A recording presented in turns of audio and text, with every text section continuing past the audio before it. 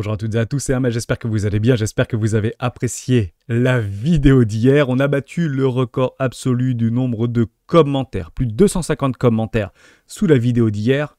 Et pour cause, si vous l'avez loupé, c'est clairement le moment d'aller les visionner. Et je vous la remets immédiatement en haut à droite, ça dure 10 minutes pour annoncer le projet Initiative. Je vous en parlerai dans les 10 prochains jours et on fera un live dédié, même 2 live dédié, vendredi 18 de midi à 14h et de 20h à 22h. Et je vous explique juste après dans la vidéo de quoi il s'agit.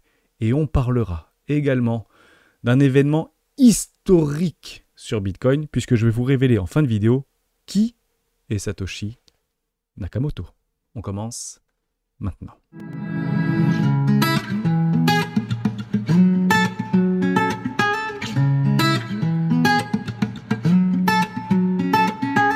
Juste avant de commencer, je vous invite à partager massivement la vidéo d'initiative. Voici mon histoire destinée à tous les débutants qui souhaitent mettre le pied dans la crypto-monnaie et être préparés en un minimum de temps à pouvoir affronter et arpenter ce marché aussi volatile et dangereux soit-il. Il faut être préparé pour pouvoir commencer à investir sereinement sur ces marchés et cette initiative est clairement faite pour ça.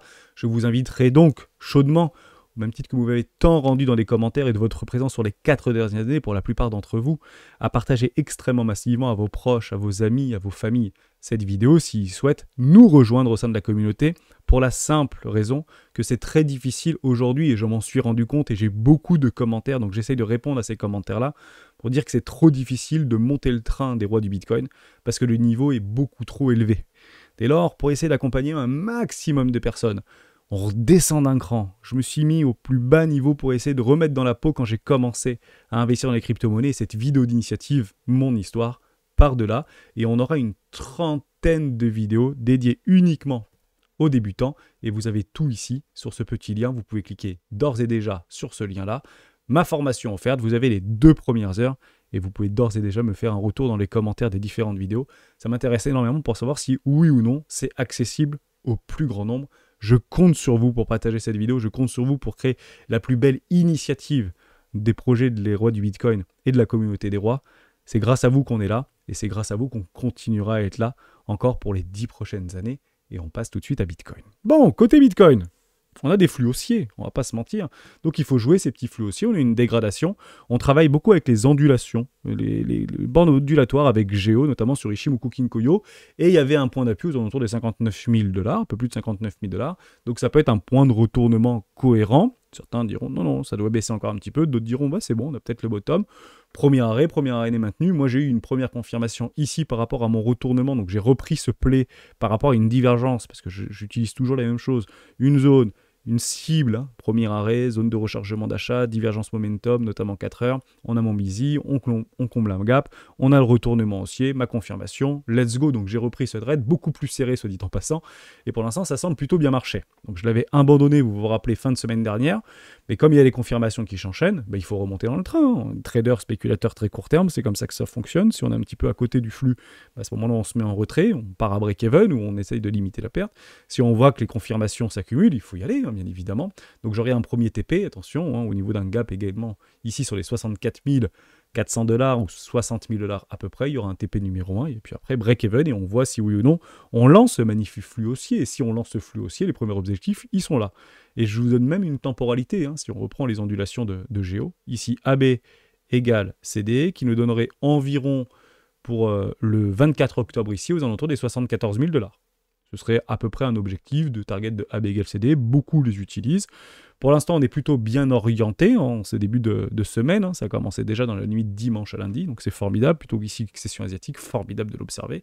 Donc est-ce qu'on va enfin avoir cette magnifique résolution haussière imminente? Je l'ai annoncé. J'ai essayé de chercher pour essayer de renforcer mes propres billets de confirmation sur d'autres analystes financiers, etc. Bon, je crois qu'on n'est pas très nombreux. Je crois même que je suis le seul. Je vais dire franchement, j'ai pas trouvé une résolution pour cette semaine.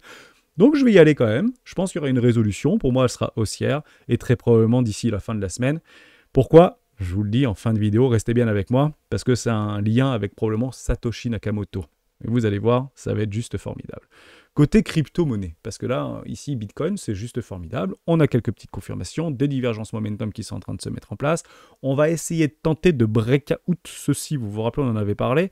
Donc prenez bien un TP. Pourquoi, Hermès, tu prends un TP à 64 800, 65 000 $? Pour ça. Clairement pour ça. Ici, ça fait office de résistance oblique. Donc c'est une résistance physique ici, et l'objectif pour les bears, c'est de la repousser. Donc s'il y a des bears qui m'écoutent actuellement et qui pensent que non, on va juste aller chercher un fair value gap, on va combler un gap pour derrière aller faire une continuation baissière en ABC par exemple, ou en flat ou en running, à ce moment-là, le magnifique point d'appui sera clairement ici. Et donc, oui, je serai avec vous, vous les bears, moi je prendrai des profits, vous serez ma contrepartie. Il y aura donc une double pression vendeuse. L'objectif des boules ici, c'est tout simplement de déloger. D'accord, on arrive ici, on prend mon RSI, et puis derrière, petite consolidation, et rac, on arrache tout, et ça, je veux le faire avant la fin de la semaine. Ça va être dur ou pas, vous travaillez? Vous pensez que c'est possible? Je le joue, personnellement. Je ne dis pas que je vais avoir raison, je dis que je le joue, et je ne le joue pas all-in, bien évidemment. Je joue à minimum, avec 1% du capital trading ici, qui est alloué sur ce trade-là. J'en ai pris un également sur Atom, parce que j'ai eu exactement les mêmes confirmations par rapport à un petit pullback, et j'ai renforcé en fait un trade que j'avais déjà eu, puisque je suis déjà à break-even sur ce trade sur Atom, mais j'espère que dans les prochaines semaines, ça me donnera raison, sinon basta, il faudra arbitrer cette crypto, comme on en a d'ailleurs parlé lors du live de vendredi. Si vous l'avez loupé, je vous invite chaudement à aller le regarder. Beaucoup de commentaires extrêmement positifs aussi par rapport au narratif que nous avons abordé lors de ce live. Bon, on va regarder quelque chose d'important. Le crypto total, le total market, c'est ça qui nous intéresse franchement.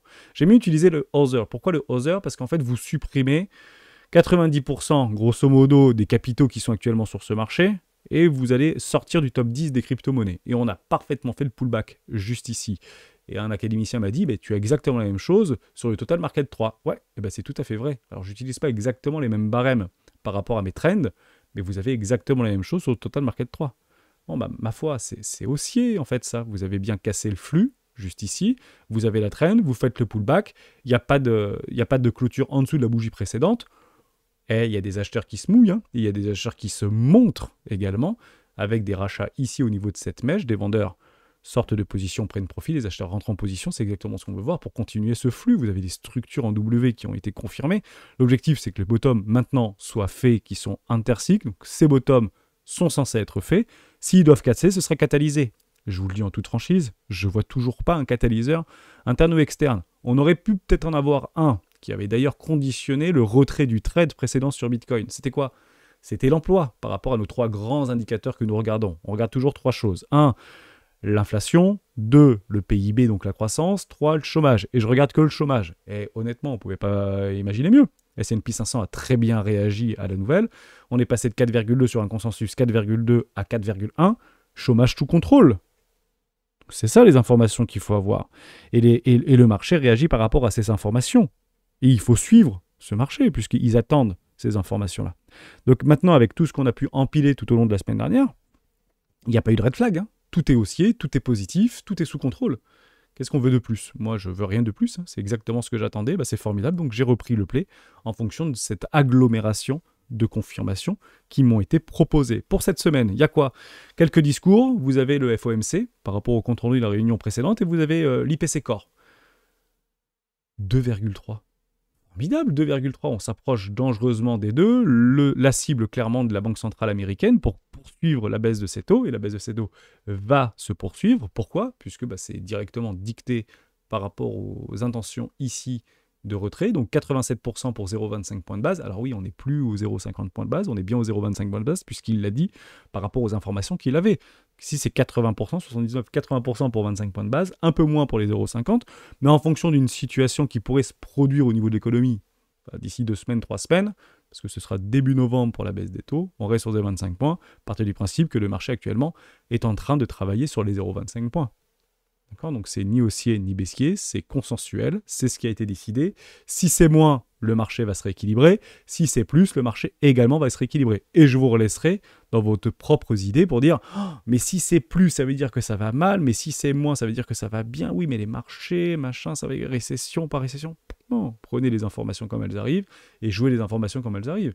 Si vous vouliez ici pour dire, ok, s'il y avait beaucoup de chômage, franchement, c'est pas bon, c'est que c'est pas sous contrôle, donc incertitude, retour de volatilité, plutôt une dégradation des marchés pour pouvoir se rééquilibrer. Ok, c'est pas ce qui s'est passé. À ce moment-là, c'est plutôt haussier. Et il faut continuer donc la hausse. Donc faites attention à tous ceux qui sont actuellement contre-tendance. Parce que j'en vois quelques-uns contre-tendance sur S&P 500, il n'y a pas de confirmation. Ça chauffe, ça pousse très fort là au niveau du S&P 500. Donc faites attention. Si vous n'êtes pas expérimenté ou très expérimenté à trader les indices, que ce soit contre-tendance ou que ce soit dans des flux, faites attention parce que vous pouvez vous faire déloger plus longtemps que vous ne pouvez rester solvable. Il n'y a aucun signe d'essoufflement ou aucun signe de retournement technique sur le S&P 500.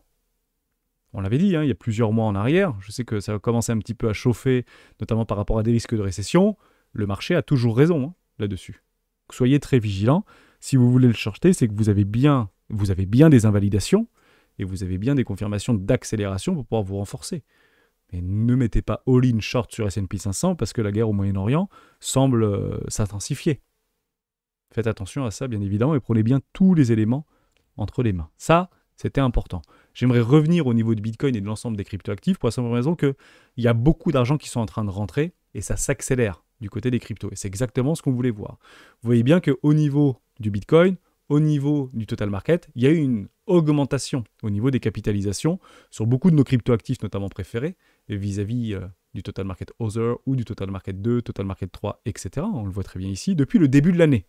Donc on était ici au début de l'année, et vous avez donc une augmentation volatile, certes, mais on a bien augmenté ici de 30%, 50% pour Bitcoin, avec des magnifiques expansions à plus de 100% pour pas mal de nos cryptoactifs, et on a eu le temps et l'occasion ici de prendre des profits. Pourquoi ? Parce qu'il y a des afflux actuellement de liquidités qui rentrent sur ce marché, et vous les voyez de façon extrêmement simple sur la capitalisation des stablecoins. Je vous le montre comme suit. Depuis le début de l'année, c'est 35 milliards de dollars qui sont rentrés sur le marché, notamment cryptoactif. Donc on le reprend par rapport à janvier. Très très important de bien l'avoir en main. Et on le monte ici, voilà, à peu près 30% d'augmentation depuis le début de l'année, depuis janvier 2024. Juste ici, ça fait 35 milliards. C'est beaucoup. Il y a une vraie demande. On l'a vu d'ailleurs encore pour le live de vendredi vis-à-vis des contrats forward Contango Backwardation. C'est une dégradation sans précédent, notamment sur Bito. Rappelez-vous de Bito, à quel point on l'avait loupé lors du top définitif du marché vis-à-vis du cycle précédent en 2021. C'était en avril 2021. Il y a vraiment une demande très forte au niveau des contrats dérivés à la hausse actuellement. Et si on voit qu'il y a une forte dégradation au niveau des premiums, c'est clairement que les gens sont, et les institutionnels surtout, sont plutôt axés à l'achat ici. À la hausse, ils ont une très bonne impression, une très bonne attention de valorisation dans les prochaines semaines, prochains mois, notamment sur les cryptoactifs, en particulier sur Bitcoin. Ça, j'espère que c'est très clair pour tout le monde. J'essaie de regarder, parce qu'on l'a un petit peu loupé, je ne l'ai pas beaucoup abordé par rapport à Token 2049, notamment à Singapour. Et il y a eu des super projets qui ont été révélés, dont un. Donc je l'ai partagé hier dans le Discord. Vous êtes quelques-uns à m'avoir répondu pour qu'on en discute ensemble. Je suis tombé sur ce projet-là. Mettez-les-moi dans les commentaires si c'est quelque chose que vous avez vu passer. C'est 01 Labs. Grosso modo, je le résume. C'est un BitTensor-like, sauf que c'est valorisé 50 millions de capitalisation. C'est très très peu, donc il y a un gros gap. Et ils avaient un super stand en fait lors de Token 2049. Et apparemment, l'équipe est vraiment sympa. Construction sympa. Donc c'est ultra early, vous pouvez uniquement le swapper sur les échangeurs décentralisés actuellement, mais si on doit chercher des petites crypto-pépites, des petits trucs vraiment qui sont dans le narratif, on en avait vu deux, vous vous rappelez, SocialFal avec les mêmes coins, que ça peut blesser certains, et je peux le comprendre, ou plutôt intelligence artificielle, qui sont finalement les deux gros narratifs actuellement du début d'année. Je me dis d'aller essayer de shipper des Cypher ou des petits 01 Labs sur des tout petits projets qui ont été bien représentés, qui ont beaucoup misé, notamment lors de leur visibilité sur le token TAC 2049 de Singapour. Il faut aller regarder de ce côté-là, puisque en fait ces projets-là ont beaucoup misé et donc ont des plans marketing pour pouvoir beaucoup faire parler de leurs projets.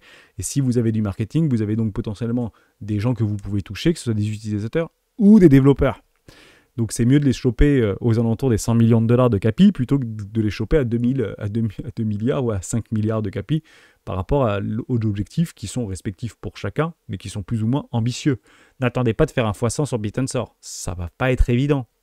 Par contre, faire un x100 là-dessus, si c'est de la même trempe que BitTensor, en somme, tous ces petits projets, ce qu'on appelle soit des satellites, soit des proxys, si vous voulez, des projets qui vampirisent des hypes, à partir du principe qu'ils ont toute l'étude qui n'ont pas besoin de dépenser un seul centime pour voir les erreurs et comment sont construits les projets concurrents. Toujours la même chose. Google n'a pas créé les moteurs de recherche. Google a réussi à surfer et à vampiriser Yahoo, hein, ni plus ni moins. C'était un petit peu l'idée, si vous voulez. Donc j'espère que je vous ai aidé dans cette explication. Mais voilà, c'est pas le projet, je voulais pas vous en parler en particulier, c'est juste que je suis tombé dessus et je commence à avoir pas mal d'informations et pas mal aussi de personnes qui sont en train d'en parler, notamment de Zero Labs. Si vous en avez entendu parler, moi ça m'intéresse puisque c'est clairement le type de projet très exotique qui me plaise beaucoup sur des narratifs visés tout simplement.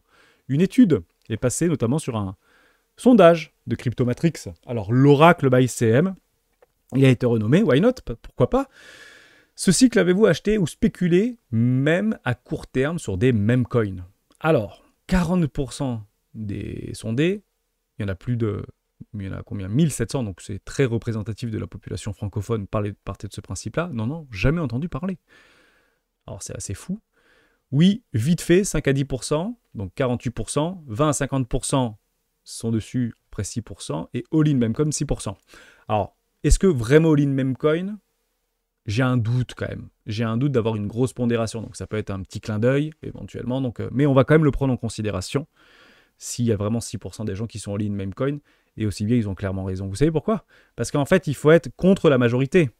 Donc si aujourd'hui, vous avez moins de 6% qui sont actuellement all-in Memecoin, alors que c'est le plus gros narratif actuellement depuis ce début de l'année, c'est que, encore une fois, comprenez-le comme suit. Parce que j'ai beaucoup de ces réactions-là, et il faut bien les comprendre, ces réactions-là.